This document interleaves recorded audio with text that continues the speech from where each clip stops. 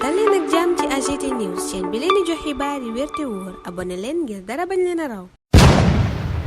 AGT News daleen ak jàmm mbokki internet yu AGT News ci jamonoy déclaration de candidature la ñu daal di nekk ku ci nekk mi ngi génn di wane boppam jamono ji nag waa Benno Bokk Yaakaar ñoom ñoo daal di ayee njabootu président Macky Sall ku ci nekk yaa ngi wane sa bopp gannaaw ba nga xamee ne tànn nañ Amadou Ba ngir mu nekk candidat wu boobu lépp coalition tey jile ñëpp gis nañ Mame Boye Diao yoon bi nga xam ni fas na yéene dal di koy jël pour élection présidentielle yu atum 2024 Abdoulaye Daouda Diallo ba tey jile moom itam waxagul dara lu leer ci li nga xam ni mooy tànneefu Benno Bokk Yaakaar boobule ñeel Amadou Ba l'actuel premier ministre poste boobu sax de xibaar jib na ci ne bëggoon nañ ko proposé mu dal di koy bañ ba tax na ba tey jile moom Abdoulaye Daouda Diallo kenn xamagul position wam te nag ñu ci bëree bëri njort nañu ne moom moomule itam dafa nara dal di samp ndëndëm baadu scénario bi nga xam ni moo amoon ci local yi ci législative yi moo nar a dalaat le président Macky Sall baadu daa nar a nekk stratégie boo xam ne diviser pour gagner moo ko tax a jóg stratégie bi moo di daal di am plusieurs candidats pour mën a nekkandoo sur plusieurs fronts justification bi nag moo di comme kaddu yi président Macky Sall daal di yëkkati. xam nga fi coow li moo bëri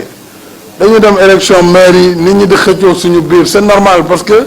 mbir la moo xam ne ku ne dafa bëgg a falu. pareil pour les législatives. parce que ay liste yu bare génn nañu suñu biir man mi joxe naa ay liste man mi jiite parti bi maa fay benn caution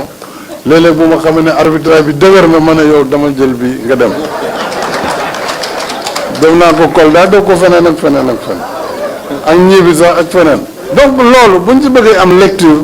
c'est que on ne comprend pas les dynamiques politiques. AGT News jàngat bi nga xam ni def nañ ko ci candidature bu Mame Boye Diao ak Abdoulaye Daouda Diallo moo di ne ñoom ñaar ñëpp dañoo nekk ci ay zone stratégique kenn kaa ngi Podor kenn kaa ngi Kolda ku xam Kolda xam na ci zone sud bi la bokk ku ne zone sud bi di nga tudd Casamance Ziguinchor ak dëkk ya fa daal di nekk te foofee ñëpp xam nañ ne jamono ji Ousmane Sonko moo fa dal di teg tànk kon ndax candidature bu Mame Boye Diao bile nekkul ngir moom nga xam ne moo fay maire ca Kolda ngir mu dal di récupérer électorat boobee nga xam ni daf fay daal di nekk ngir mën a am lenn lu muy wàññi ci li nga xam ne Ousmane Sonko mënoon naka faa daal di am beneen mbir mi mooy ki nga xam ni moo di Amadou Ba ñu tànn ko mu nekk candidat bu Benno Bokk Yaakaar ndax mën naa gagné moom itam lenn ci foofee nga xam ni moo di ca sud ba vu que ne Ousmane Sonko teg na fa tànk te Mame Boye Diao itam moom lañ fa daal di xam beneen côté bi moo di ca Podor ki nga xam ni moo di Abdoulaye Daouda Diallo moom lañ fa gën a daal di jox baat te Amadou Ba itam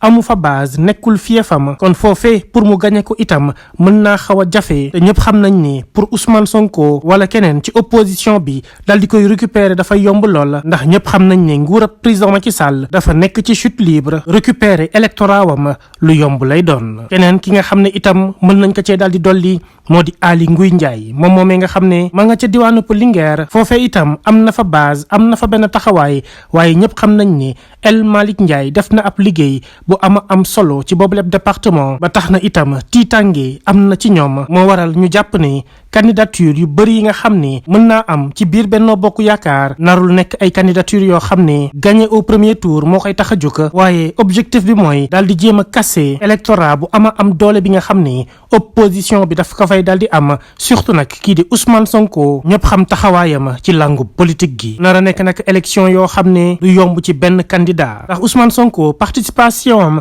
dafa am rôle bu am solo boo xam ne daf ko ci daal di jouer popularité bi nga xam ne am na ko bu dee dafa dem ca jongante ndax Amadou Ba mën na koo téye wala keneen ku mënti doon ci langum politique gi loolee moo waral ñu samp aw laaj mu di ndax candidature yi ñuy nemmeeku jamono ji ci biir Benno Bokk Yaakaar weesoo bu Amadou Ba bi nga xam ne dañ ne mooy seen seul et unique candidat ndax objectif bi nekkul ngir daal di casser électorat bi nga xam ne opposition bi waroon na koo mën a daal di am récupérer ko ci yenn zone yi ngir ñoom ñooñee mën a daje jiwaat au second tour jàppalante ngir mën a jëlaat bopp nguuru Sénégal moo di seen gis-gis ci candidature bu Mame Boye Diao Aly Ngouille Ndiaye ak Abdoulaye Daouda Diallo bu ñu déclaré officiellement ne dañ koy doon lan moo ci nekk seen ab xalaat nous sommes en démocratie wax leen ko ci commentaire yi AGT News. Après l'annonce de Amadou Ba comme candidat de Benno Bokk Yakaar, les frustrations ont été notées dans la dite coalition, notamment celle de Aly Ngouille Ndiaye de Linguère, Mame Boye Diao de Kolda et probablement Abdoulaye Daouda Diallo dans la zone du Fouta. Mame Boye Diao qui a déclaré sa candidature et deux autres qui peuvent bel et bien faire de même, selon notre analyse, ne le font pas gratuitement. Les trois zones sont stratégiques, surtout celle de Fouta et de Kolda. Cette dernière fait partie du sud donc de la Casamance, là où Ousmane Sonko a marqué les esprits et où il a imposé son leadership, raison pour laquelle la candidature de Mame Boye Diao serait analysée comme un moyen de casser l'électorat que pourrait empocher Ousmane Sonko et l'opposition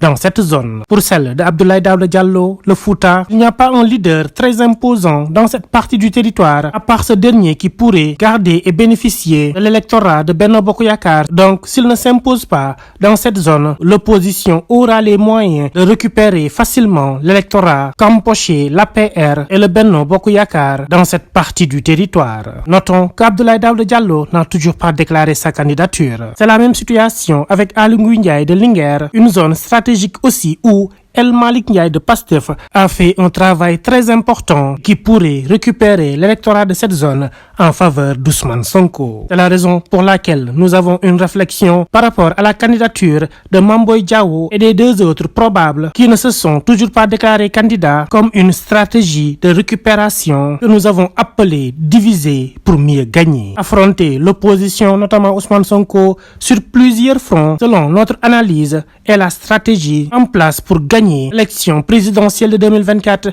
même si ça doit être au deuxième tour. Qu'en est-il réellement? Quelle analyse faites-vous de la candidature de Mame Boye Diao et des deux autres probables? Pensez-vous que les Sénégalais, quelle que soit la situation, remettraient le pouvoir entre ceux qui collaboraient autrefois avec le président Macky Sall? Nous sommes en démocratie. Chacun est libre de faire ses analyses. Partagez les vôtres dans les commentaires. AGT News. AGT News chaîne bi leen di jox xibaar yi wér te wóor abonné leen ngir dara bañ leen a raw.